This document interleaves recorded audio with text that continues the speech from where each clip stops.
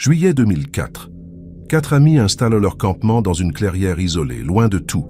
Ils rient, se baignent dans la rivière glacée et capturent chaque instant avec un appareil photo jetable. Tout semble parfait. Mais le lendemain matin, les tentes sont retrouvées déchirées de l'intérieur. Les sacs de couchage sont vides. Les 4 jeunes ont disparu sans laisser la moindre trace. Seul l'appareil photo gît dans la boue, témoin silencieux d'une nuit dont personne ne reviendra. Les gendarmes développent rapidement les photos. Elles montrent des scènes banales. Des sourires, un feu de camp, la forêt paisible au crépuscule. Rien d'inquiétant. Rien qui explique pourquoi 4 personnes en bonne santé se seraient volatilisées en pleine nuit. L'affaire est classée faute de preuves tangibles. Pendant 20 ans, les familles vivent avec ce vide insupportable. Elles ne savent pas si leurs enfants sont morts ou vivants.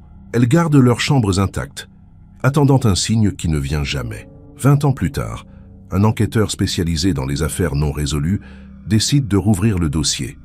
Grâce aux nouvelles technologies de numérisation, il analyse les négatifs originaux en haute résolution. Sur la dernière photo prise autour du feu, il remarque quelque chose dans l'obscurité derrière le groupe.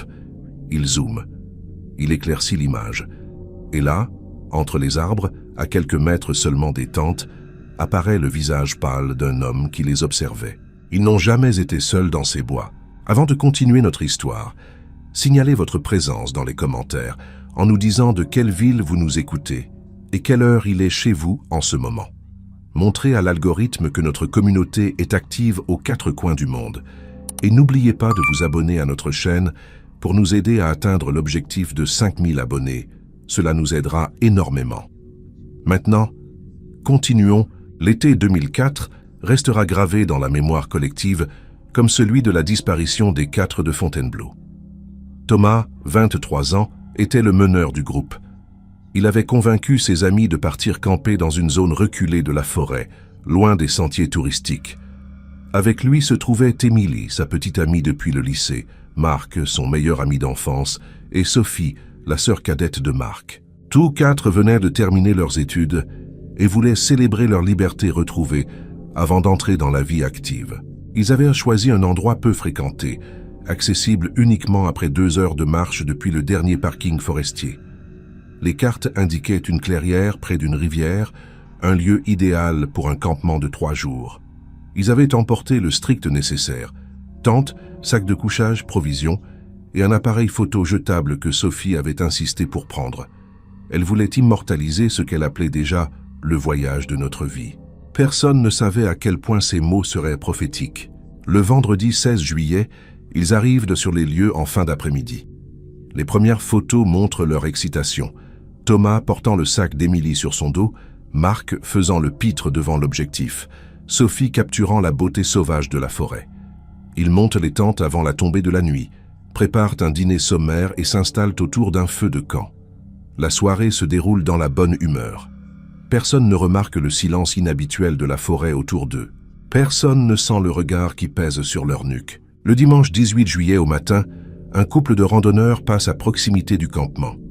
Intrigués par le silence et les tentes visiblement abandonnées, ils s'approchent. Ce qu'ils découvrent les glace d'effroi. Les 2 tentes sont déchirées de l'intérieur, comme si quelqu'un avait voulu sortir dans la panique. Les sacs de couchage sont à moitié sortis, les vêtements éparpillés. La nourriture est intacte, les sacs à dos toujours là. Mais aucune trace des 4 jeunes. Les randonneurs appellent immédiatement les secours. Les gendarmes arrivent sur place moins d'1 heure après l'alerte. Le brigadier Leroux, qui dirige l'intervention, constate immédiatement l'étrangeté de la scène. Il a 20 ans d'expérience. Il a vu des accidents, des fugues, des drames familiaux. Mais cette fois, quelque chose ne colle pas. Les tentes sont déchirées depuis l'intérieur, ce qui suggère que les occupants voulaient sortir rapidement. Pourtant, il n'y a aucun signe de lutte à l'extérieur. Pas de sang, pas de traces de combat, pas de branches cassées indiquant une fuite précipitée dans les bois. Les chiens pisteurs sont déployés dès le début d'après-midi. Ils tournent en rond autour du campement, incapables de capter une piste claire. C'est comme si les 4 jeunes s'étaient évaporés dans l'air. Les maîtres chiens sont perplexes.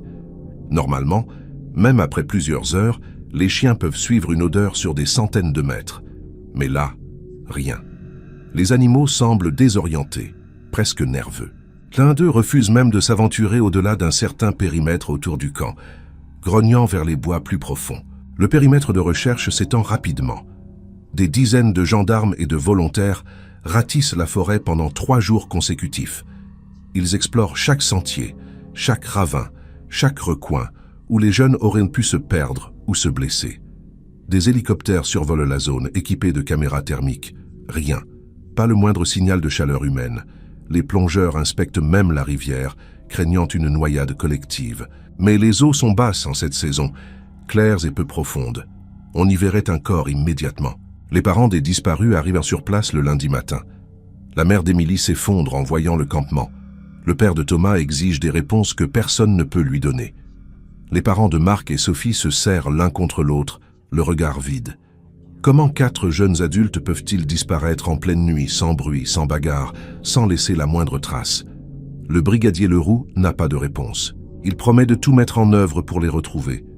Mais au fond de lui, il commence à perdre espoir.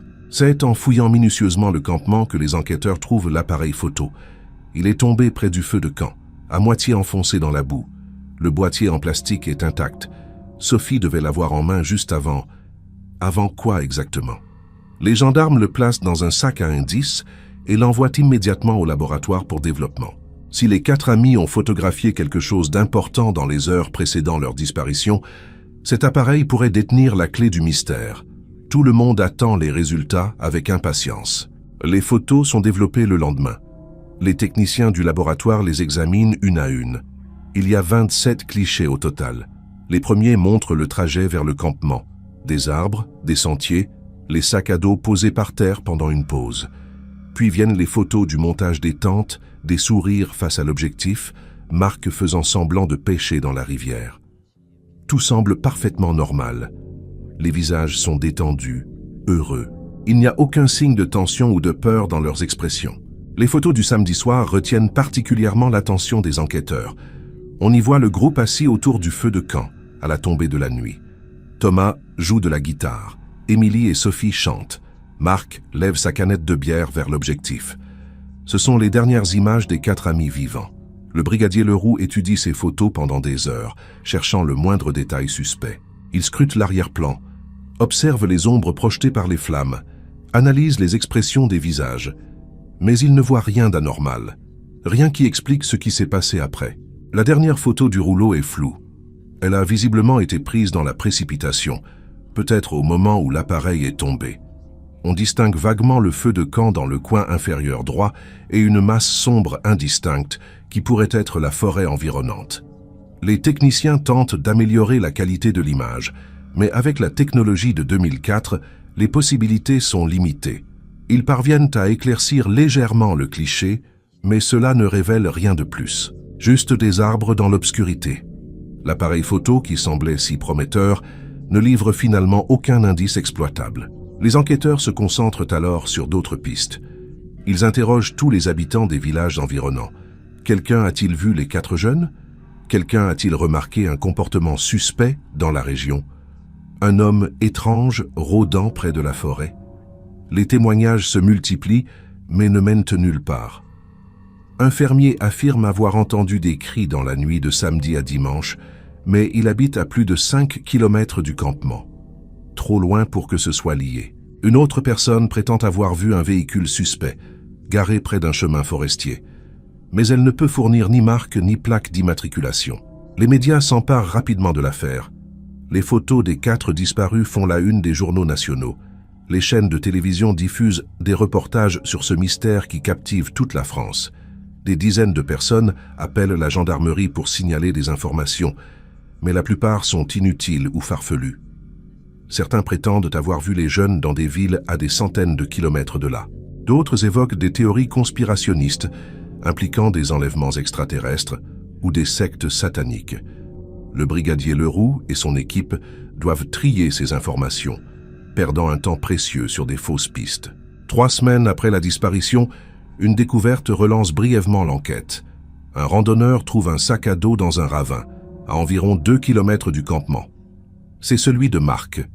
Il contient ses papiers d'identité, son portefeuille avec son argent intact et quelques vêtements. Mais aucune trace de Marc lui-même. Le sac semble avoir été déposé là volontairement et non jeté dans la panique. Les analyses ne révèlent aucune empreinte digitale exploitable autre que celle de Marc. Cette découverte soulève plus de questions qu'elle n'apporte de réponses. Pourquoi abandonner son sac? Pourquoi laisser ses papiers et son argent?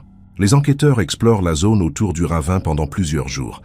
Ils espèrent trouver d'autres indices, peut-être les autres sacs, ou même les corps des disparus. Mais encore une fois, ils ne trouvent rien. C'est comme si la forêt elle-même protégeait son secret. Le brigadier Leroux commence à envisager des scénarios de plus en plus sombres. Et si les 4 jeunes avaient été enlevés par quelqu'un qui connaissait parfaitement la forêt? Quelqu'un capable de se déplacer sans laisser de traces, capable de maîtriser 4 personnes en même temps. L'idée d'un prédateur humain s'impose progressivement dans son esprit.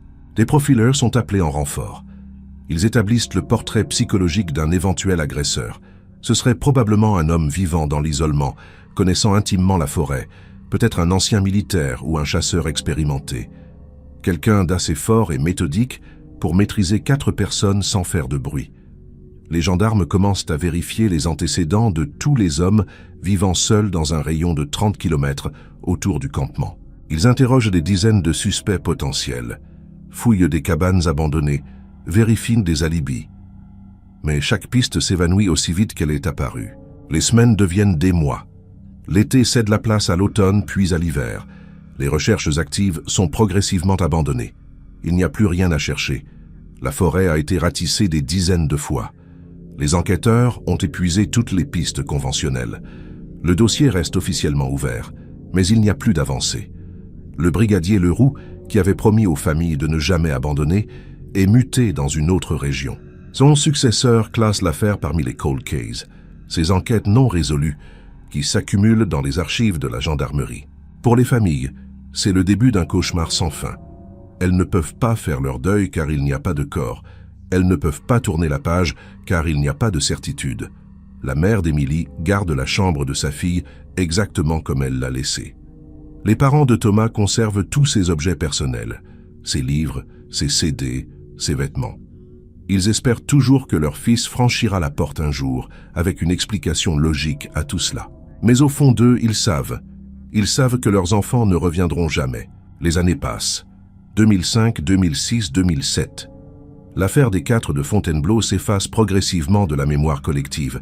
De nouveaux drames occupent l'actualité. Les médias ne parlent plus de ces jeunes disparus. Seules leurs familles continuent de se battre, organisant des commémorations chaque année, sollicitant la réouverture de l'enquête, écrivant aux autorités.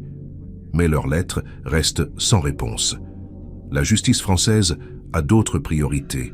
4 jeunes disparus sans explication deviennent juste une statistique de plus dans les dossiers non résolus. Certaines personnes avancent des théories pour expliquer la disparition. Peut-être ont-ils décidé de fuguer ensemble, de commencer une nouvelle vie ailleurs. Mais cette hypothèse ne tient pas. Ils avaient tous des projets, des familles aimantes, des raisons de rester. D'autres suggèrent un accident collectif, une chute dans un gouffre non répertorié, ou une noyade dans une partie cachée de la rivière. Mais les recherches ont été exhaustives. Si un tel accident avait eu lieu, on aurait trouvé des traces. La seule explication qui reste est celle que personne ne veut envisager. Quelqu'un les a enlevés. Et ce quelqu'un savait exactement ce qu'il faisait. En 2010, 6 ans après la disparition, les parents de Sophie décident de faire appel à un détective privé. Ils ont économisé pendant des années pour s'offrir ses services. L'homme est spécialisé dans les affaires non résolues et a une réputation solide. Il reprend l'enquête depuis le début, réinterroge les témoins, revisite les lieux. Il passe des semaines dans la forêt, observant, analysant, cherchant ce que les gendarmes auraient pu manquer. Mais lui non plus ne trouve rien de nouveau. Le mystère reste entier. Après 3 mois d'investigation, il rend son rapport aux parents. Sans nouveaux éléments, l'affaire est insoluble. La frustration des familles atteint son paroxysme. Elles organisent une marche silencieuse à travers Paris, brandissant des photos de leurs enfants disparus. Quelques dizaines de personnes se joignent à eux, touchées par leur douleur. Mais cela ne change rien. L'affaire reste au point mort. Les enquêteurs n'ont aucun corps, aucun témoin fiable, aucune preuve matérielle exploitable. Sans ces éléments, il est impossible de progresser. Le dossier retourne dans les archives, sous la poussière des années qui s'accumulent. Et pendant tout ce temps, quelque part dans l'ombre, La vérité attend d'être découverte. L'année 2015 marque un tournant inattendu dans l'affaire. Lucas, le frère cadet de Thomas, a maintenant 28 ans. Il avait 15 ans quand son grand frère a disparu et cette tragédie a défini toute sa vie d'adulte. Pendant des années, il a porté le poids de l'absence, la culpabilité du survivant, la rage contre l'injustice de ne jamais savoir. À l'université, il a choisi d'étudier la criminologie, pas par hasard, mais par nécessité. Il voulait comprendre comment une personne pouvait disparaître sans laisser de traces. Il voulait acquérir les outils pour reprendre l'enquête là où les professionnels avaient échoué. Après l'obtention de son diplôme, Lucas travaille quelques années pour une agence de sécurité privée, puis pour un cabinet d'investigation. Il apprend les techniques modernes d'analyse criminelle, se forme aux nouvelles technologies de traitement d'images, étudie les profils de criminels en série. Chaque compétence qu'il acquiert, il la met de côté comme une arme dans son arsenal personnel. Car Lucas n'a jamais abandonné. Là où ses parents ont fini par accepter le silence, lui refuse de se résigner. Il sait que quelque part dans les détails de cette affaire se cache une vérité que personne n'a encore vue. En 2015, Lucas prend une décision radicale. Il quitte son emploi stable et décide de consacrer tout son temps à l'affaire de son frère. Ses parents le supplient de ne pas sacrifier sa vie pour une quête peut-être vaine. Mais Lucas est déterminé. Il a économisé assez d'argent pour tenir 1 an sans travailler. 1 an pour reprendre l'enquête méthodiquement, avec des yeux neufs et des outils que les gendarmes de 2004 n'avaient pas. Il commence par récupérer tous les éléments du dossier, négociant avec les autorités pendant des mois pour obtenir l'accès aux archives complètes. La première chose que Lucas fait, c'est de numériser l'intégralité du dossier. Des milliers de pages de rapports, de témoignages, de notes d'enquête. Il crée une base de données informatique où il peut croiser toutes les informations. Il cartographie la zone de disparition avec précision, utilisant des logiciels de géolocalisation modernes.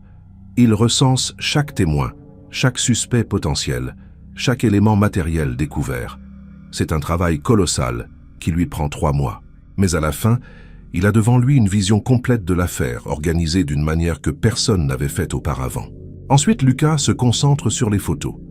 Ces 27 clichés pris avec l'appareil jetable de Sophie sont les dernières traces visuelles de son frère et de ses amis.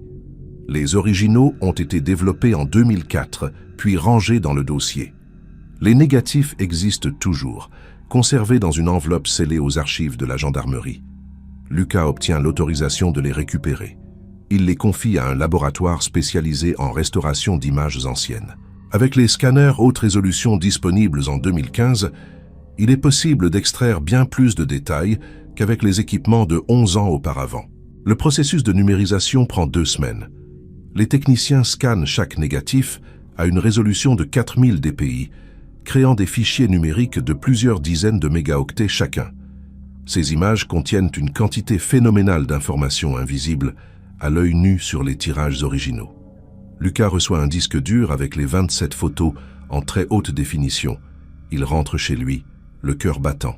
Pour la première fois depuis 11 ans, il va regarder les derniers moments de son frère avec une clarté nouvelle.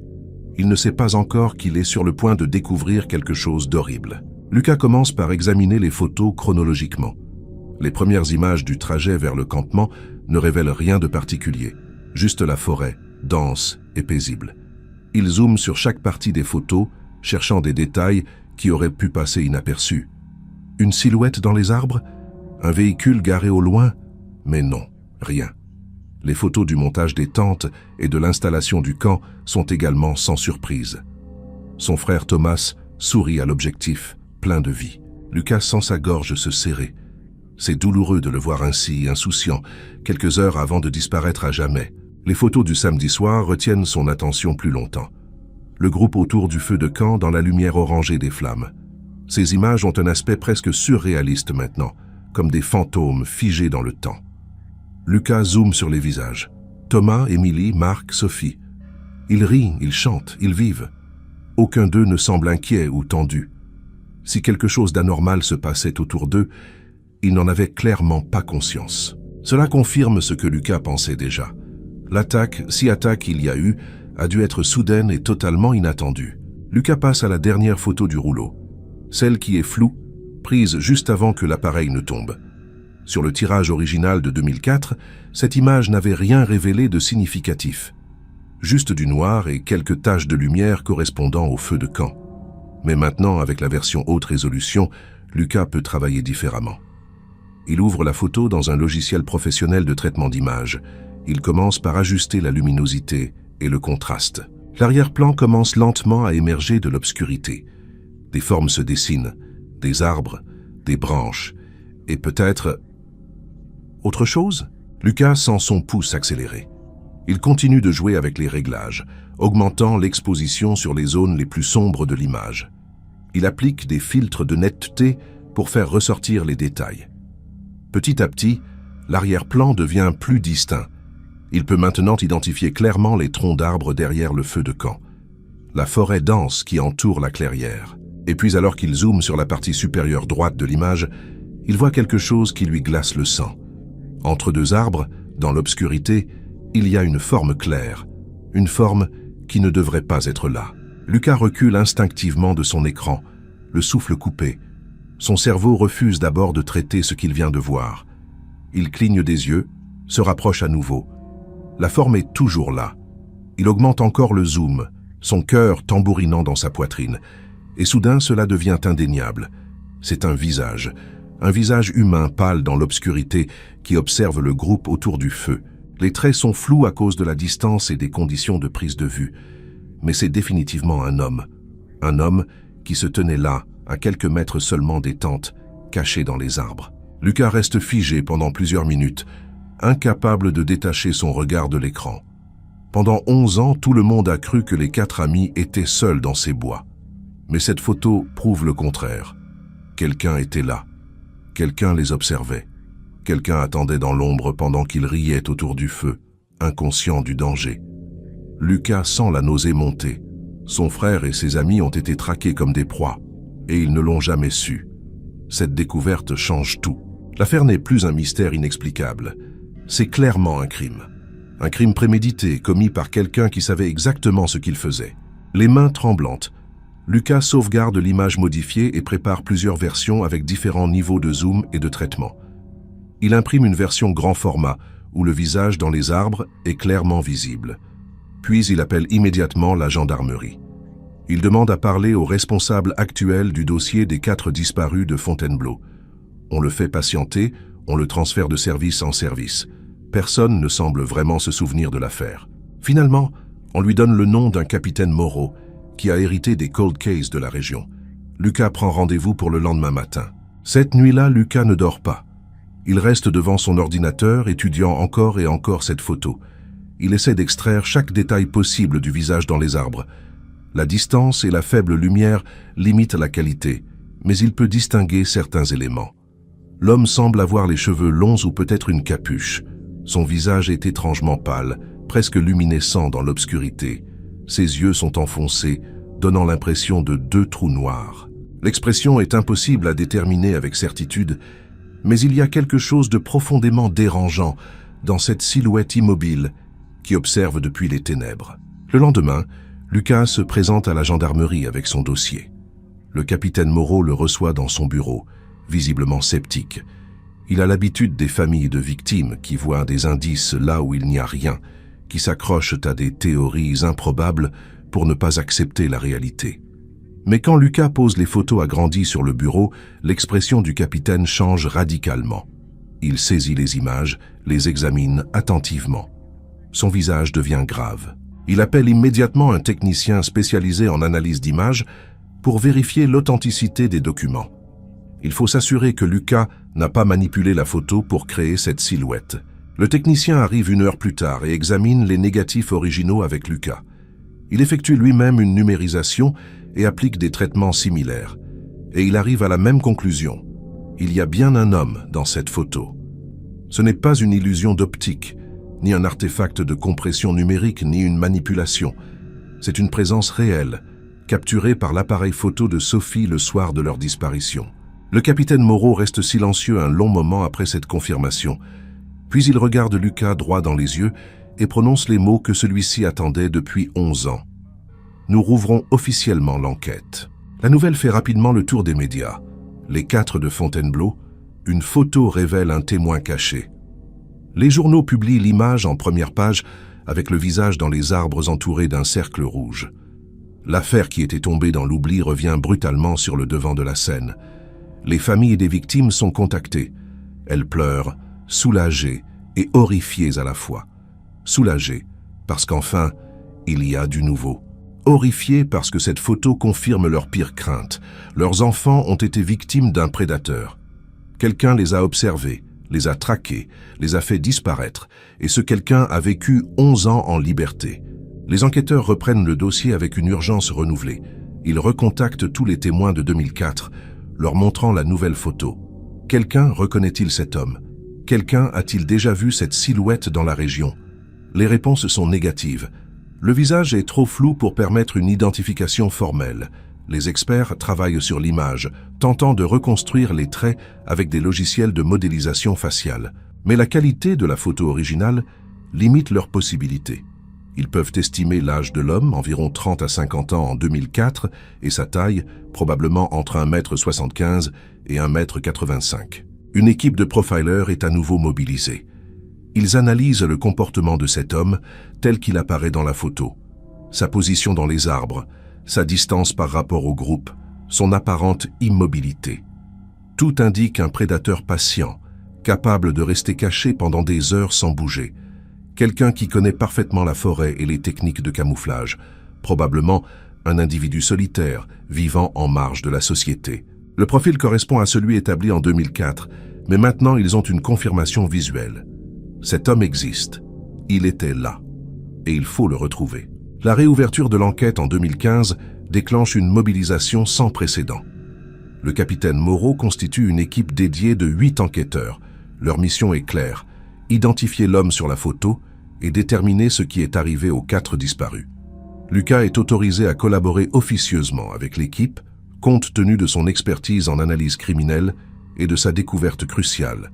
Pour lui, c'est l'aboutissement de 11 années d'obsession.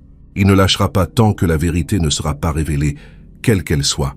La première étape consiste à créer un portrait robot basé sur le visage flou de la photo. Des artistes judiciaires travaillent avec des logiciels spécialisés pour extrapoler les traits à partir des quelques pixels disponibles. Ils produisent plusieurs versions possibles, tenant compte des ombres et de la distance. Ces portraits robots sont diffusés dans toute la région. Les médias les partagent massivement. Un numéro vert est mis en place pour recueillir les témoignages. En quelques jours, des centaines d'appels arrivent. Chacun est vérifié, catalogué, analysé, mais aucun ne mène à une piste concrète. Lucas, de son côté, reprend son analyse des lieux. Il retourne dans la forêt de Fontainebleau, exactement à l'endroit où son frère a campé 11 ans plus tôt. La clairière n'a pas changé. Les arbres sont un peu plus hauts, la végétation un peu plus dense, mais l'emplacement est le même. Armé de la photo haute résolution et d'un GPS, Lucas tente de déterminer précisément où se tenait l'homme cette nuit-là. Il mesure les angles, compare les positions des arbres. Après plusieurs heures de calcul, il identifie l'endroit exact. À environ 15 mètres du feu de camp, légèrement en hauteur sur une petite élévation du terrain. Il se rend sur place, le cœur battant. L'endroit offre une vue parfaite sur la clairière. De là, on peut observer tout le campement sans être vu, surtout dans l'obscurité de la nuit. Lucas s'agenouille et commence à fouiller le sol. 11 ans ont passé, les intempéries et la nature ont recouvert toute trace potentielle. Mais il cherche quand même. Peut-être un objet oublié, une marque dans l'écorce d'un arbre, n'importe quoi. Il passe des heures à ratisser la zone centimètre par centimètre. Et puis, sous une couche de feuilles mortes et de mousse, il sent quelque chose de dur sous ses doigts. Il écarte délicatement la terre. C'est un couteau. Un grand couteau de chasse avec une lame oxydée d'environ 20 cm. Le manche en bois est partiellement pourri par l'humidité et le temps. Lucas sent son sang se glacer. Il ne touche pas l'objet, sachant qu'il pourrait contenir des traces ADN ou des empreintes malgré les années passées. Il appelle immédiatement le capitaine Moreau. Moins d'une heure plus tard, une équipe de techniciens de scène de crime arrive sur place. Ils sécurisent la zone, photographient le couteau in situ, puis le récupèrent avec d'infinies précautions. C'est potentiellement la première preuve matérielle directement liée au criminel. Le couteau est envoyé en laboratoire pour analyse. Les résultats prennent 2 semaines. L'oxydation a détruit une grande partie des traces potentielles, mais les techniciens parviennent quand même à extraire de l'ADN sur le manche. Malheureusement, cet ADN ne correspond à aucun profil de la base de données nationale. L'homme, quel qu'il soit, n'a jamais été fiché par la police. Pas de casier judiciaire, pas de condamnation antérieure. Cela ne signifie pas qu'il est innocent de tout, mais simplement qu'il n'a jamais été attrapé auparavant. C'est à la fois encourageant et terrifiant. Encourageant, car ils ont maintenant son empreinte génétique. Terrifiant, car cela suggère qu'il pourrait y avoir d'autres victimes non découvertes. Les enquêteurs lancent alors une opération d'envergure. Ils comparent l'affaire de 2004 avec toutes les autres disparitions inexpliquées survenues dans un rayon de 150 km autour de Fontainebleau au cours des 20 dernières années. Ils cherchent des similitudes, des personnes disparues en camping, en randonnée ou dans des zones forestières isolées. Les résultats sont glaçants. 7 autres cas présentent des caractéristiques troublantes. Des gens disparus sans laisser de traces, dans des circonstances qui défient toute explication logique. La plupart des dossiers sont classés comme accident ou fugue, faute de preuves. Mais maintenant, ils prennent une dimension plus sinistre. L'équipe d'enquête se concentre sur 2 cas en particulier. En 1998, un couple de randonneurs a disparu dans la forêt d'Orléans, à 80 km de Fontainebleau. Leurs sacs à dos ont été retrouvés, mais pas leur corps. En 2007, 3 ans après l'affaire des 4 de Fontainebleau, un homme seul qui faisait du camping sauvage a disparu dans les Vosges. Même schéma. Tente retrouvée intacte, affaires personnelles sur place, aucune trace de l'occupant. Ces affaires n'avaient jamais été reliées entre elles, car elles s'étaient produites dans des régions différentes, gérées par des brigades de gendarmerie distinctes. Mais vu sous le prisme d'un prédateur en série opérant sur un large territoire, un motif commence à émerger. Le capitaine Moreau demande l'exhumation de tous les dossiers similaires et la création d'une task force nationale. Si c'est effectivement un tueur en série qui opère depuis plus de 20 ans, il faut mobiliser des moyens exceptionnels. Le ministère de l'Intérieur approuve la demande. Une cellule spéciale est créée, rassemblant des experts de plusieurs régions. Ils ont accès à toutes les bases de données, tous les dossiers d'enquête non résolus. Leur objectif, traquer l'homme au couteau, celui qui observe depuis les ombres, celui qui fait disparaître des gens sans laisser de traces. Un homme qui pourrait avoir tué pendant des décennies en toute impunité. Pendant ce temps, Lucas continue ses propres recherches. Il a développé une obsession pour comprendre qui est cet homme. Il étudie les comportements des tueurs en série, leurs méthodes, leurs motivations. Il lit des centaines de pages de profils psychologiques. Il apprend que ce type de criminel choisit souvent des terrains de chasse spécifiques, des zones qu'il connaît intimement. La forêt est son domaine, son territoire. Il y est invisible, il y est roi. Les victimes qui s'y aventurent entrent en réalité dans son monde. Un monde où les règles de la civilisation ne s'appliquent plus. Lucas fait également des recherches sur les personnes vivant en marge de la société dans les zones forestières. Les ermites, les squatteurs de cabanes abandonnées, les gens qui ont choisi de vivre loin de tout. Il consulte les archives cadastrales pour identifier toutes les propriétés isolées dans un rayon de 50 km autour de Fontainebleau. Il découvre qu'il existe des dizaines de cabanes de chasse, d'anciens postes de garde forestiers, de bâtiments agricoles abandonnés. Autant d'endroits où quelqu'un pourrait vivre caché, loin des regards. Autant de refuges potentiels pour un prédateur qui ne veut pas être trouvé. Il partage ses découvertes avec le capitaine Moreau. L'équipe d'enquête décide de lancer une campagne systématique de vérification de toutes ces structures isolées. Pendant des semaines, des binômes de gendarmes visitent chaque cabane, chaque refuge, chaque bâtiment abandonné. Ils prennent des photos, relèvent des traces éventuelles d'occupation récentes, recueillent des échantillons ADN sur tout ce qui pourrait servir. C'est un travail titanesque, épuisant, souvent dangereux car certains de ces lieux sont dans un état de délabrement avancé. Mais il faut le faire. Quelque part dans ces bois, il y a peut-être un indice qui mènera à l'homme de la photo. Un jour, une équipe fait une découverte troublante. Dans une cabane particulièrement isolée, à presque 2 heures de marche de la route la plus proche, ils trouvent des signes d'occupation récente. Un sac de couchage militaire, des boîtes de conserve vides datant de moins d'1 an, des cendres dans le foyer. Mais surtout sur un mur, ils découvrent quelque chose de glaçant, des photos. Des photos découpées dans des journaux, scotchées sur le bois pourri. Des photos de randonneurs, de campeurs, de gens en forêt, et parmi elles, une photo du groupe de 2004, Thomas, Émilie, Marc et Sophie, souriants, publiée dans un article de journal sur leur disparition. La cabane est immédiatement sécurisée comme scène de crime. Les techniciens passent des jours à l'examiner.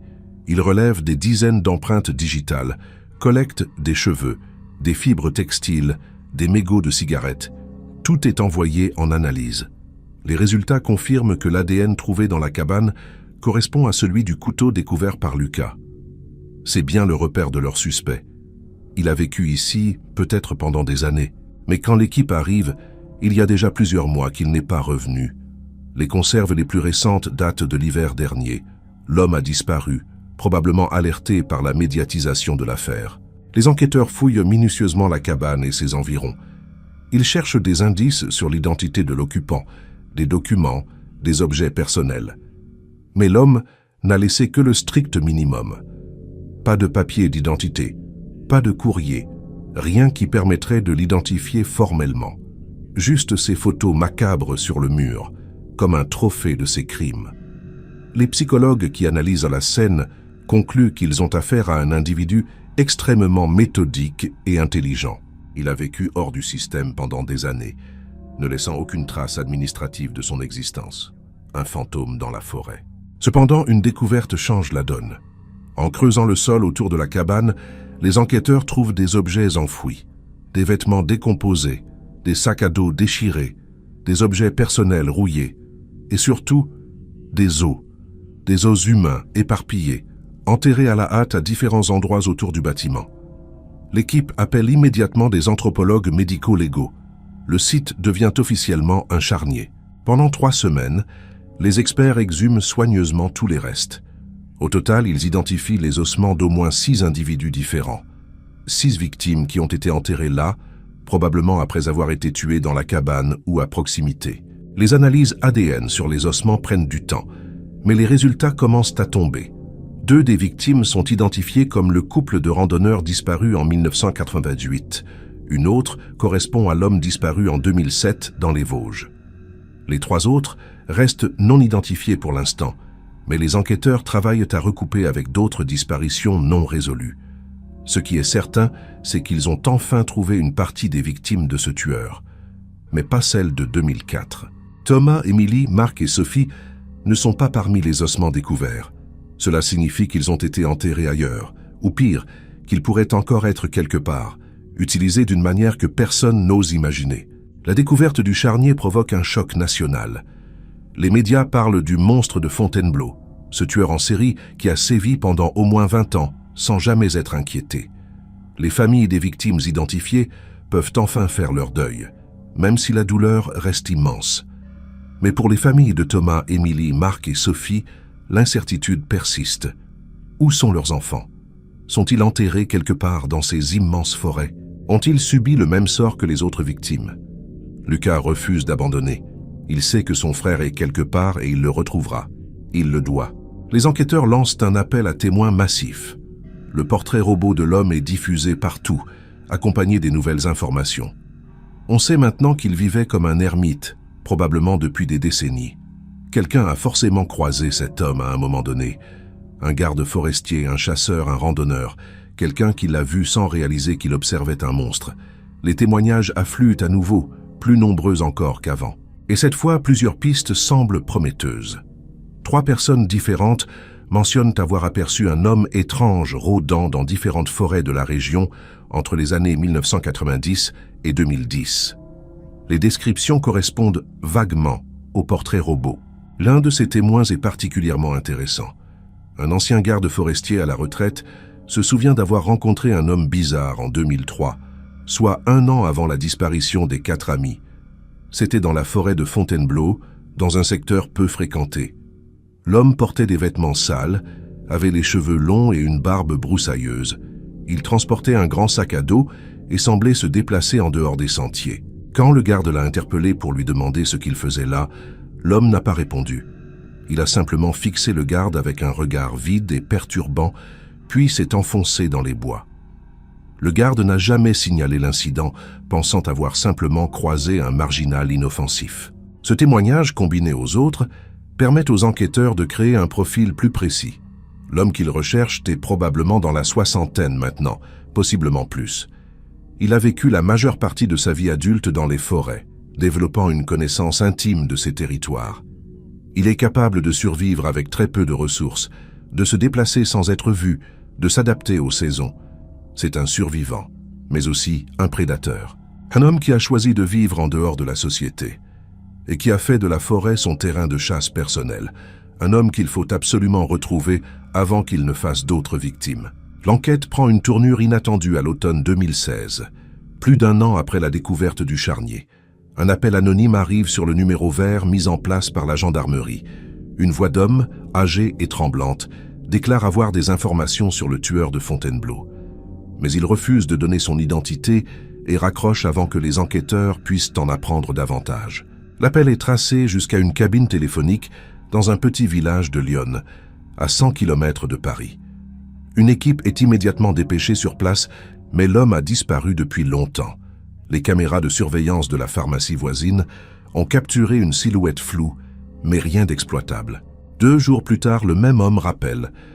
Cette fois, il accepte de parler plus longuement. Il explique qu'il était garde-chasse dans les années 90 et qu'il a rencontré un homme correspondant à la description du suspect. Cet homme vivait dans une cabane qu'il avait construite lui-même, profondément enfouie dans une zone marécageuse où personne ne s'aventurait jamais. Le garde-chasse l'avait surpris en train de dépecer un cerf braconné. L'homme lui avait offert de l'argent pour qu'il se taise, et le garde-chasse, qui traversait des difficultés financières à l'époque, avait accepté. Pendant des années, il avait gardé ce secret. Mais maintenant, avec toutes ces morts sur la conscience, il ne pouvait plus se taire. Le capitaine Moreau écoute attentivement, prenant des notes détaillées. Il demande au garde-chasse de décrire l'emplacement exact de cette cabane. L'homme hésite, sa voix se brise. Il explique qu'il a maintenant 75 ans et qu'il est malade. Il ne veut pas être poursuivi pour complicité passive. Le capitaine lui assure qu'il ne sera pas inquiété s'il coopère pleinement. Après un long silence, le garde-chasse accepte. Il donne des indications précises. La cabane se trouve dans une zone marécageuse au nord-est de Fontainebleau, accessible uniquement par un ancien chemin de bûcheron abandonné depuis les années 80. Il faut marcher environ 3 heures depuis la route la plus proche, en traversant des zones dangereuses. L'opération est lancée dès le lendemain. Une équipe de 15 gendarmes, accompagnée de Lucas qui a insisté pour participer, se met en route à l'aube. Ils sont équipés de matériel de géolocalisation GPS, de drones équipés de caméras thermiques et d'armes au cas où le suspect serait encore sur place. Le chemin décrit par le garde-chasse est effectivement difficilement praticable. La végétation a repris ses droits, les anciens sentiers sont à peine visibles. Ils progressent lentement, vérifiant chaque mètre du terrain. Les drones survolent la zone, cherchant des signes de construction ou d'activité humaine dans cette mer de verdure hostile. Après 4 heures de marche éprouvante, les drones détectent quelque chose. Une anomalie thermique dans une zone particulièrement dense. Les images montrent une structure artificielle, probablement en bois, partiellement camouflée sous la végétation. L'équipe ajuste sa trajectoire et se dirige vers ses coordonnées. Le terrain devient de plus en plus difficile. Ils doivent traverser des zones boueuses où ils s'enfoncent jusqu'aux genoux. Lucas sent son cœur battre de plus en plus fort. Ils approchent. Après toutes ces années, ils sont peut-être sur le point de trouver des réponses qu'ils redoutent autant qu'ils les désirent. La cabane apparaît soudainement devant eux, émergeant de la végétation comme un navire fantôme. Elle est plus grande que celle découverte précédemment, construite avec un soin méticuleux. Les murs sont faits de rondins assemblés avec précision, le toit est recouvert de mousse et de branches pour le camouflage. On ne la verrait jamais depuis le ciel sans les caméras thermiques. L'équipe s'approche avec une prudence extrême, armes pointées. Le capitaine Moreau ordonne un silence total. Ils encerclent la structure. 2 gendarmes avancent vers la porte, une simple planche de bois maintenue par des gonds rudimentaires. Ils écoutent. Aucun bruit à l'intérieur. D'un coup de pied, ils défoncent la porte. La cabane est vide. Mais contrairement à la précédente, celle-ci semble avoir été occupée beaucoup plus récemment. Il y a des provisions fraîches datant de moins d'1 semaine, un sac de couchage encore déplié, des cendres tièdes dans le foyer. L'homme était là il y a peu. Il a peut-être été alerté de l'arrivée de l'équipe, ou il est simplement parti en expédition. Les gendarmes fouillent rapidement les lieux tout en restant vigilants. Sur une étagère grossièrement taillée dans le bois, ils trouvent des objets personnels, des montres, des portefeuilles, des bijoux, des trophées pris sur ses victimes. Lucas reconnaît immédiatement la montre de son frère Thomas, celle que leurs parents lui avaient offerte pour son 20e anniversaire. Les jambes de Lucas se dérobent. Il s'effondre contre le mur, serrant la montre contre sa poitrine. Toutes ces années d'espoir, aussi minces soient-ils, s'effondrent en cet instant. Son frère est mort. Il l'a toujours su, quelque part au fond de lui, mais maintenant c'est une certitude absolue. Cette montre est la preuve tangible que Thomas a été ici, dans cette cabane maudite, aux mains d'un monstre. Le capitaine Moreau s'approche de lui, pose une main sur son épaule. Il ne disant rien. Que pourrait-on dire face à une telle douleur? Après un long moment, Lucas se relève. Ses yeux sont secs, mais son regard est d'acier. Il ne pleurera pas maintenant. Il pleurera quand justice sera faite. La fouille se poursuit de manière systématique. Les techniciens trouvent d'autres objets appartenant aux 4 disparus de 2004. Le bracelet d'Émilie, le briquet de Marc, les boucles d'oreilles de Sophie. Chaque découverte est un coup de poignard dans le cœur de Lucas. Mais il reste. Il observe, il mémorise. Il veut voir chaque détail de cet endroit où son frère a probablement passé ses derniers moments. Dans un coin de la cabane, sous une bâche, il découvre des outils. Des scies, des haches, des couteaux de différentes tailles. Certains sont propres, d'autres portent encore des traces sombres qui sont probablement du sang. Les techniciens les photographient et les emballent soigneusement pour analyse. Mais la découverte la plus horrible se trouve à l'extérieur. Derrière la cabane, dans une zone particulièrement boueuse, les enquêteurs remarquent que le sol a été retourné à plusieurs endroits, des monticules de terre fraîchement remués. Ils commencent à creuser avec d'infinies précautions. À 30 cm de profondeur, ils trouvent des ossements, puis d'autres, et encore d'autres. C'est un nouveau charnier, plus récent que le premier. Les anthropologues qui arrivent dans l'après-midi estiment qu'il y a au moins 4 corps enterrés ici. Les analyses ADN prendront du temps, mais Lucas sait déjà. Il le sent dans ses tripes. Son frère et ses amis sont là, dans cette terre froide et humide. Pendant que l'équipe scientifique travaille sur la scène de crime, d'autres gendarmes établissent un périmètre de surveillance autour de la cabane. Si le tueur revient, ils seront prêts. Des caméras de surveillance sont installées, des détecteurs de mouvement placés sur tous les chemins d'accès possibles. Une équipe reste sur place jour et nuit, se relayant par période de 6 heures. Ils attendent. Le capitaine Moreau a la conviction que l'homme reviendra. Cette cabane est son sanctuaire, son refuge ultime. Il a investi trop de temps et d'efforts pour l'abandonner définitivement. Il reviendra chercher ses affaires, ses trophées. Et quand il le fera, ils seront là. 3 jours passent sans rien. Puis, la 4e nuit, à 3 heures du matin, les détecteurs de mouvement s'activent. Une silhouette approche de la cabane par le nord, se déplaçant avec une lenteur prudente. Les gendarmes en embuscade retiennent leur souffle. L'homme avance, s'arrête régulièrement pour écouter. Il semble sentir que quelque chose ne va pas. Mais la cabane l'attire comme un aimant. Il continue d'avancer. Quand il arrive à 10 mètres de la porte, les projecteurs s'allument brutalement. La silhouette se fige, éblouie. Les gendarmes surgissent de tous côtés, armes braquées, hurlant des ordres. L'homme ne résiste pas. Il reste immobile, les mains levées, comme s'il savait que ce moment finirait par arriver. C'est un homme d'environ 65 ans, maigre et sale, avec des cheveux gris longs et emmêlés et une barbe jusqu'à la poitrine. Ses vêtements sont des assemblages de tissus divers, rapiécés des dizaines de fois. Son visage est creusé, tanné par des années passées dehors. Mais ses yeux sont ce qui frappe le plus. Des yeux clairs, presque transparents, qui observent les gendarmes sans émotion apparente. Pas de peur, pas de colère, pas de surprise. Juste une résignation froide. Il se laisse menotter sans dire un mot. Quand on lui demande son nom, il reste silencieux. Il ne parlera pas, pas maintenant, peut-être jamais. L'homme est emmené au poste de gendarmerie le plus proche, puis transféré à Paris pour interrogatoire. Lucas est là quand il arrive, observant depuis la salle de contrôle. C'est la première fois qu'il voit en chair et en os l'homme qui a tué son frère. Il s'attendait à ressentir une rage explosive, une envie de violence. Mais ce qu'il ressent est bien plus dérangeant. C'est de la pitié. Cet homme brisé qui a vécu comme un animal sauvage pendant des décennies, qui a tué pour des raisons que personne ne comprendra jamais, cet homme est pathétique. Il n'est pas le monstre surhumain que Lucas avait imaginé. Il est juste un humain détruit, vide, perdu depuis si longtemps qu'il ne sait probablement même plus qui il est. Les interrogatoires commencent immédiatement. Le capitaine Moreau et 2 autres enquêteurs expérimentés se relaient.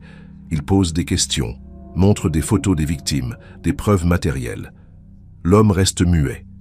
Il les regarde sans ciller, mais ne prononce pas un mot. Les psychologues qui l'observent pensent qu'il a peut-être perdu la capacité de communiquer normalement après tant d'années d'isolement. Ou peut-être refuse-t-il simplement de leur donner satisfaction. Quelle que soit la raison, il est clair qu'ils n'obtiendront rien de lui par la discussion. Il faudra se contenter des preuves matérielles et de ce que les corps pourront révéler. Les analyses ADN des ossements trouvés derrière la cabane confirment ce que Lucas redoutait. 4 des squelettes sont identifiés comme étant Thomas, Émilie, Marc et Sophie. Ils sont morts depuis 12 ans maintenant. Les examens médico-légaux révèlent qu'ils ont tous été tués par des coups portés à la tête avec un objet contondant. La mort a probablement été rapide. C'est la seule consolation, si on peut parler de consolation dans un tel contexte. Les familles sont officiellement informées. Elles peuvent enfin organiser des funérailles, même si les corps sont réduits à l'état d'ossement. C'est une conclusion horrible, mais c'est une conclusion. Le mystère est résolu, même si la douleur reste intacte. Le procès du tueur de Fontainebleau, baptisé ainsi par les médias, s'ouvre 6 mois plus tard. L'homme refuse toujours de révéler son identité. Les enquêteurs n'ont trouvé aucun document permettant de l'identifier formellement. Ces empreintes digitales ne correspondent à aucune base de données. C'est comme s'il n'avait jamais existé administrativement. Il est jugé sous le nom de Jean Doe, un nom d'emprunt utilisé pour les inconnus. Les charges contre lui sont accablantes. 10 meurtres confirmés, probablement plus. Les preuves matérielles sont irréfutables. Son ADN correspond à celui trouvé sur les scènes de crime. Les objets des victimes étaient en sa possession. Pendant tout le procès, l'accusé reste silencieux. Il assiste aux audiences assis entre 2 gendarmes fixant le vide. Quand les familles des victimes témoignent de leur douleur, il ne réagit pas. Quand les procureurs décrivent ces crimes en détail, montrant des photos des charniers, il ne scie pas. Les psychiatres qui l'ont examiné témoignent qu'il présente tous les signes d'un trouble dissociatif majeur, probablement causé par un traumatisme ancien. Mais il le déclare apte à être jugé. Il comprend ce qui se passe. Il comprend ce qu'il a fait. Il refuse simplement de participer à la société qui le juge, comme il l'a refusé toute sa vie. Lucas témoigne à la barre. Il raconte ses 12 années d'obsession, sa quête désespérée pour retrouver son frère. Il montre la photo numérisée où apparaît le visage du tueur dans les arbres. Il explique comment cette découverte a permis de rouvrir l'enquête, de sauver d'autres vies potentielles. Sa voix ne tremble pas. Il a épuisé toutes ses larmes. Il veut juste que justice soit faite, que cet homme ne puisse plus jamais faire de mal à personne. Quand il finit son témoignage, il regarde l'accusé droit dans les yeux. Pour la première fois depuis le début du procès, l'homme réagit. Il soutient le regard de Lucas pendant quelques secondes. Puis, il détourne les yeux. Le verdict tombe après 3 jours de délibération. Coupable sur tous les chefs d'accusation.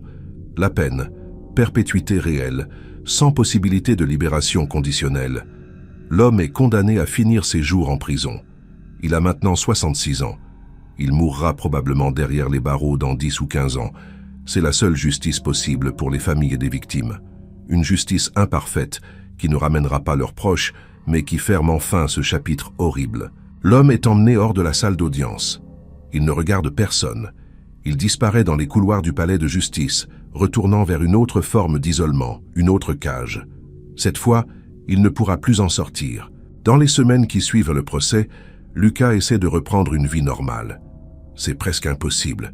Pendant 12 ans, toute son existence a tourné autour de cette quête. Maintenant qu'elle est terminée, il se sent vide.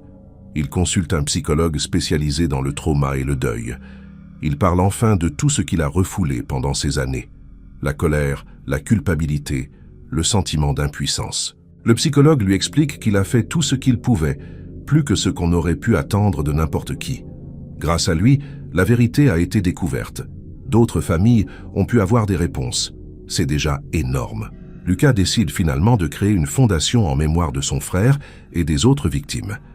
La fondation Thomas Mercier pour les personnes disparues. Son objectif est d'aider les familles de disparus à naviguer dans le système judiciaire, à financer des analyses scientifiques quand les moyens publics sont insuffisants, et à maintenir l'attention médiatique sur les cas non résolus. C'est une façon de transformer sa douleur en quelque chose de constructif, de faire en sorte que la mort de Thomas, d'Émilie, de Marc et de Sophie ait un sens, qu'elle serve à aider d'autres personnes confrontées à la même épreuve. La Fondation connaît rapidement un succès important, aidant des dizaines de familles dans les années qui suivent. Quant au tueur, il meurt en prison en 2021, 5 ans après sa condamnation. Une crise cardiaque massive, il avait 71 ans. Jusqu'au bout, il n'a jamais révélé son véritable nom ni parlé de ses crimes. Il emporte ses secrets dans la tombe. Les enquêteurs pensent qu'il y a probablement d'autres victimes qu'ils n'ont jamais retrouvées, d'autres corps enterrés quelque part dans les immenses forêts qu'il a parcourues pendant des décennies. Mais sans ses aveux, ces victimes resteront à jamais anonymes. Des fantômes perdus dans les bois, attendant qu'un randonneur chanceux ou malchanceux trébuche un jour sur leurs restes. C'est une pensée dérangeante qui hantera les enquêteurs pour toujours. L'histoire du tueur de Fontainebleau ne s'arrête pas avec sa mort. En 2022, un an après son décès, un journaliste d'investigation nommé Antoine Durand décide d'écrire un livre sur l'affaire. Il passe des mois à interviewer tous les protagonistes, Lucas, les enquêteurs, les familles des victimes, les psychiatres qui ont examiné le tueur. Il épluche des milliers de pages de dossiers judiciaires. Il retourne sur les lieux des crimes, visite les cabanes où l'homme a vécu. Son objectif est de comprendre non seulement ce qui s'est passé, mais pourquoi. Qui était cet homme avant de devenir un monstre? Qu'est-ce qui l'a poussé à choisir cette vie d'isolement et de violence? Antoine découvre que la clé se trouve peut-être dans les archives hospitalières. En croisant différentes bases de données, il trouve la trace d'un patient psychiatrique qui s'est échappé d'un hôpital en 1985. L'homme s'appelait Jean-Baptiste Moreau. Il avait alors 30 ans. Il avait été interné après avoir été retrouvé errant dans une forêt, incapable de communiquer, montrant des signes de traumatisme sévère. Les médecins n'avaient jamais réussi à déterminer ce qui lui était arrivé. Après 6 mois d'hospitalisation, il s'était évadé une nuit de novembre. On ne l'avait jamais retrouvé. Les descriptions physiques correspondent à l'âge et à l'apparence du tueur de Fontainebleau. Antoine pense avoir trouvé sa véritable identité. En creusant plus loin, Antoine découvre que Jean-Baptiste Moreau avait disparu une première fois en 1978, à l'âge de 23 ans. Il faisait alors son service militaire et participait à un exercice de survie en forêt. Tout son groupe était revenu au camp de base, sauf lui. On avait lancé des recherches pendant 2 semaines sans résultat. Il avait finalement été déclaré déserteur. 7 ans plus tard, il réapparaît, trouvé par des chasseurs dans un état de semi-conscience. 7 années dont on ne sait rien. 7 années pendant lesquelles quelque chose d'horrible a dû se produire pour le briser à ce point. Qu'est-il arrivé à ce jeune soldat dans ces bois? A-t-il été victime d'un accident, d'une agression? S'est-il volontairement isolé suite à un trauma? Antoine tente de retrouver d'anciens camarades de régiment de Jean-Baptiste. La plupart sont morts ou introuvables. Mais il finit par localiser un homme qui était dans le même groupe lors de cet exercice de survie en 1978. L'homme, aujourd'hui septuagénaire, accepte de témoigner sous anonymat. Il raconte que l'exercice s'était mal passé dès le début. Le groupe s'était perdu. Leurs cartes et boussoles s'étaient révélées inexactes. Ils avaient été errés pendant 3 jours, à court de provisions. Les tensions montaient. Et puis, la dernière nuit, Jean-Baptiste était parti uriner à l'écart du camp. Il n'était jamais revenu. Il l'avait cherché pendant des heures, appelé jusqu'à s'égosiller. Rien. Comme s'il s'était volatilisé. L'ancien militaire ajoute un détail troublant. Cette nuit-là, avant la disparition de Jean-Baptiste, ils avaient tous eu la sensation d'être observés, une présence dans les bois autour d'eux. Ils avaient attribué cela à la fatigue et au stress, mais maintenant, avec le recul, ils pensent qu'il y avait vraiment quelqu'un qui rôdait dans l'obscurité. Antoine frissonne en écoutant ce témoignage. Et si Jean-Baptiste avait été la victime d'un autre prédateur des forêts? Et si, après avoir survécu à cette épreuve, il était devenu lui-même un prédateur? C'est un cycle de violence qui remonte peut-être bien plus loin qu'on ne l'imaginait. Antoine décide de pousser ses recherches encore plus loin. Il consulte les archives de disparition dans les forêts françaises remontant aux années 70. Il découvre un schéma troublant. Depuis au moins 1972, il y a eu des disparitions inexpliquées régulières dans différentes zones forestières. Toujours le même profil, des personnes seules ou en petits groupes, campant ou randonnant dans des zones isolées. Les corps ne sont jamais retrouvés, les enquêtes s'enlisent, les affaires sont classées. Mais en les alignant sur une carte, Antoine voit apparaître un territoire cohérent. Un vaste réseau de forêts où ces disparitions se sont produites. Comme si quelqu'un ou plusieurs personnes chassaient méthodiquement dans ces zones depuis plus de 50 ans. Cette découverte est terrifiante. Elle suggère que le tueur de Fontainebleau n'était peut-être pas unique. Il faisait peut-être partie d'un réseau où il avait des prédécesseurs. Antoine partage ses découvertes avec Lucas et le capitaine Moreau, maintenant à la retraite. Ils sont tous deux secoués par ces révélations. Si Antoine a raison, cela signifie qu'il pourrait y avoir d'autres prédateurs dans les forêts françaises. Des hommes vivant complètement hors du système, chassant les randonneurs et les campeurs depuis des décennies. Des hommes que personne ne cherche, parce que personne ne sait qu'ils existent. C'est une perspective cauchemardesque. Le livre d'Antoine Durand intitulé « Les ombres des bois, l'affaire du tueur de Fontainebleau » est publié en 2023. Il devient immédiatement un best-seller. Les médias s'emparent de ces théories sur les disparitions non résolues. Le ministère de l'Intérieur est forcé de réagir. Une commission spéciale est créée pour étudier toutes les disparitions en zone forestière depuis 50 ans. Des moyens considérables sont déployés. Les anciennes scènes de disparition sont réexaminées avec des technologies modernes. Des chiens cadavres spécialement entraînés sont envoyés dans les zones suspectes. C'est une opération sans précédent dans l'histoire de la criminologie française. Les résultats de cette vaste enquête sont publiés 2 ans plus tard, en 2025. Ils sont à la fois rassurants et inquiétants. Sur les 137 disparitions inexpliquées recensées depuis 1972, 89 ont pu être résolues ou expliquées par des causes naturelles. Accidents, noyades, hypothermie, crise cardiaque. Mais 48 cas restent totalement inexpliqués. Dans 23 de ces cas, de nouvelles preuves suggèrent fortement une intervention criminelle. Des restes humains ont été découverts dans des endroits qui n'avaient jamais été fouillés correctement. Des objets personnels ont été retrouvés dans des conditions suspectes. Le rapport conclut qu'il pourrait y avoir eu plusieurs prédateurs opérant dans les forêts françaises au cours des 50 dernières années. Cette conclusion provoque un débat national. Comment est-il possible que des tueurs en série aient pu opérer pendant des décennies sans être détectés? La réponse est complexe. Les forêts françaises couvrent plus de 16 millions d'hectares. Ce sont des espaces immenses, souvent difficiles d'accès, où il est facile de disparaître pour quelqu'un qui connaît le terrain. De plus, les disparitions dans des zones isolées sont souvent classées comme accidents par défaut, surtout quand il n'y a pas de corps. Le système judiciaire et policier n'était simplement pas équipé pour détecter ce type de criminalité diffuse, étalée sur de vastes territoires et de longues périodes. C'est une faille dans laquelle ces prédateurs ont pu s'engouffrer. Suite à ces révélations, des mesures sont prises. Un système national de surveillance des disparitions en zone naturelle est créé. Les signalements sont maintenant centralisés et analysés par des algorithmes capables de détecter des schémas suspects. Les zones forestières considérées à risque sont équipées de caméras de surveillance aux points d'accès principaux. Des patrouilles régulières sont organisées. Les refuges de montagne et les campings isolés reçoivent des formations pour identifier les comportements suspects. L'objectif est de ne plus jamais permettre à un prédateur de transformer les forêts françaises en terrain de chasse privé. C'est une réponse tardive, mais nécessaire. Pour Lucas, ces développements sont à la fois satisfaisants et amers.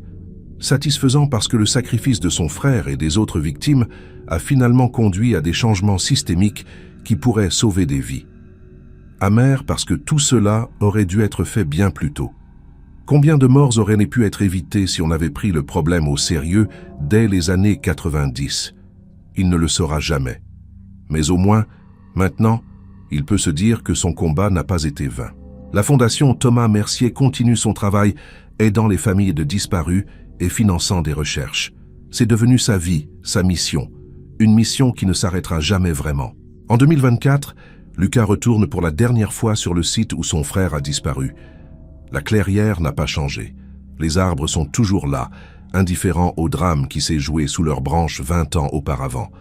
Il s'assoit à l'endroit exact où le feu de camp brûlait cette nuit-là. Il ferme les yeux et essaie d'imaginer son frère ici, riant avec ses amis, profitant de ce qui devait être une simple aventure en plein air. Il pense à cette dernière photo, où le monstre était déjà là, observant dans l'ombre. Si seulement ils avaient su, si seulement quelqu'un avait remarqué cette présence malveillante avant qu'il ne soit trop tard. Lucas sort de sa poche la montre de son frère, celle qu'il avait retrouvée dans la cabane du tueur. Elle ne fonctionne plus depuis longtemps, arrêtée à jamais sur l'heure approximative de sa mort. Il la regarde longuement, puis la pose délicatement au pied d'un arbre, à côté d'une plaque commémorative que les autorités ont installée ici. À la mémoire de Thomas Mercier, Émilie Laurent, Marc Fontaine et Sophie Fontaine, disparus ici le 17 juillet 2004. Jamais oublié. C'est un endroit de recueillement maintenant, un lieu où les familles peuvent venir se souvenir, un lieu qui porte témoignage de ce qui s'est passé, pour que personne n'oublie. En quittant la forêt ce jour-là, Lucas se retourne une dernière fois. Le soleil décline, projetant de longues ombres entre les arbres. Pour un instant, son imagination lui joue des tours. Il croit voir une silhouette dans les arbres, observant depuis l'obscurité. Mais ce n'est qu'une illusion, un fantôme du passé. Le monstre est mort. Il ne peut plus faire de mal à personne. Pourtant, Lucas sait qu'il y aura toujours une partie de lui qui restera méfiante, qui scrutera les ombres, qui se demandera ce qui se cache dans les profondeurs de ces forêts apparemment paisibles. Certaines peurs ne disparaissent jamais complètement. Elles s'incrustent dans l'âme et y demeurent à jamais. Les années suivantes voient une transformation progressive de la perception publique des espaces naturels en France. Les forêts ne sont plus vues uniquement comme des lieux de détente et d'évasion, mais aussi comme des espaces qui méritent respect et prudence. Les randonneurs sont mieux informés des risques, pas seulement naturels, mais aussi humains. Les statistiques montrent une diminution significative des disparitions inexpliquées. Le système fonctionne, mais de temps en temps, il y a encore des cas qui échappent à toute explication. Des personnes qui entrent dans la forêt et n'en ressortent jamais. Ces cas sont maintenant investigués avec beaucoup plus de sérieux qu'auparavant. Mais ils rappellent aussi que les forêts gardent encore leurs secrets. En 2025, 21 ans après la disparition de son frère, Lucas donne une conférence dans une université parisienne. Il raconte son histoire, explique comment une seule photo a permis de résoudre un mystère vieux de 11 ans. Il parle de persévérance, d'espoir, mais aussi de résilience face au deuil. Les étudiants l'écoutent avec fascination. Beaucoup sont nés après les événements de 2004. Pour eux, c'est de l'histoire ancienne. Mais l'histoire de Lucas résonne quand même. Elle leur rappelle que derrière chaque statistique, chaque fait divers, il y a des vies réelles, des familles détruites, des personnes qui refusent d'abandonner. Elle leur rappelle aussi que la technologie peut être un outil puissant pour la justice, mais qu'elle nécessite des humains déterminés pour l'utiliser efficacement. À la fin de sa conférence, un étudiant lève la main et pose une question que Lucas redoutait. Si vous pouviez revenir en arrière, empêcheriez-vous votre frère de partir camper cette nuit-là? Lucas reste silencieux un long moment. La salle est suspendue à ses lèvres. Finalement, il répond, bien sûr, sans hésitation. Mais je ne peux pas revenir en arrière. Personne ne le peut. Tout ce que je peux faire, c'est m'assurer que son histoire, sa mort, servent à quelque chose. Qu'elles aident à prévenir d'autres tragédies. C'est tout ce qui me reste. Et c'est suffisant pour continuer à avancer. La salle applaudit longuement. Certains étudiants ont les larmes aux yeux. Aujourd'hui, en 2025, l'affaire du tueur de Fontainebleau reste l'une des plus célèbres affaires criminelles de l'histoire française moderne. Non pas à cause du nombre de victimes, il y a eu des tueurs en série bien plus prolifiques, mais à cause de la manière dont elle a été résolue. Cette photo prise innocemment par Sophie 20 ans auparavant, qui a révélé la présence d'un monstre. Cette image qui a dormi pendant 11 ans dans les archives, avant que la technologie moderne permette d'en extraire la vérité. C'est un cas d'école étudié dans toutes les académies de police, un exemple parfait de l'importance de préserver les preuves, même quand elles semblent inutiles sur le moment. La photo originale, celle qui montre le visage dans les arbres, est maintenant exposée au musée de la préfecture de police de Paris. Elle est présentée dans une section dédiée aux affaires résolues grâce aux avancées technologiques. Des milliers de visiteurs viennent la voir chaque année. Ils regardent cette image floue cherchant ce visage pâle entre les arbres. Quand ils le trouvent, un frisson les parcourt. Imaginez ces 4 jeunes gens insouciants, ignorant totalement qu'un prédateur les observait à quelques mètres d'eux. C'est une image puissante, troublante, qui hante longtemps après l'avoir vue. Une image qui rappelle que le mal existe, qu'il peut être patient, invisible, attendant son moment dans l'ombre. L'histoire des 4 de Fontainebleau est devenue plus qu'un simple fait divers dans la mémoire collective française. C'est devenu un symbole de la fragilité de la vie, de l'importance de ne jamais abandonner la recherche de la vérité et du pouvoir de la technologie au service de la justice. Cette affaire a changé des vies, des carrières, des lois. Elle a rendu les forêts françaises un peu moins innocentes, un peu plus inquiétantes. Mais elle a aussi montré que même les mystères les plus impénétrables peuvent être résolus avec suffisamment de détermination et les bons outils. 21 ans après cette nuit maudite de juillet 2004, la vérité a finalement éclaté au grand jour. Pour les familles et des victimes, il n'y aura jamais de véritable paix. Thomas, Émilie, Marc et Sophie ne reviendront jamais. Leurs rires, leurs rêves, leur futur ont été volés par un homme brisé qui a transformé la forêt en son domaine de terreur. Mais au moins, maintenant, elles savent. Elles ont pu enterrer leurs enfants dignement. Elles ont vu le coupable condamné. Ce n'est pas grand-chose face à la perte immense qu'elles ont subie, mais c'est quelque chose. C'est une forme de closure, aussi douloureuse soit-elle. Et c'est infiniment mieux que l'incertitude qui les a torturées pendant 12 années interminables. Lucas a consacré sa vie à honorer la mémoire de son frère. La Fondation Thomas Mercier a aidé plus de 200 familles de personnes disparues depuis sa création. Elle a financé des analyses scientifiques, des recherches sur le terrain, des campagnes de sensibilisation. Elle a contribué à faire changer les lois sur le traitement des disparitions. C'est un héritage puissant pour quelqu'un qui n'a vécu que 23 ans. Thomas n'a peut-être pas eu la chance de réaliser ses propres rêves, mais à travers son frère, son nom continue de faire une différence. C'est une forme d'immortalité, imparfaite mais réelle. Une façon pour lui de continuer à exister dans ce monde qu'il a quitté trop tôt.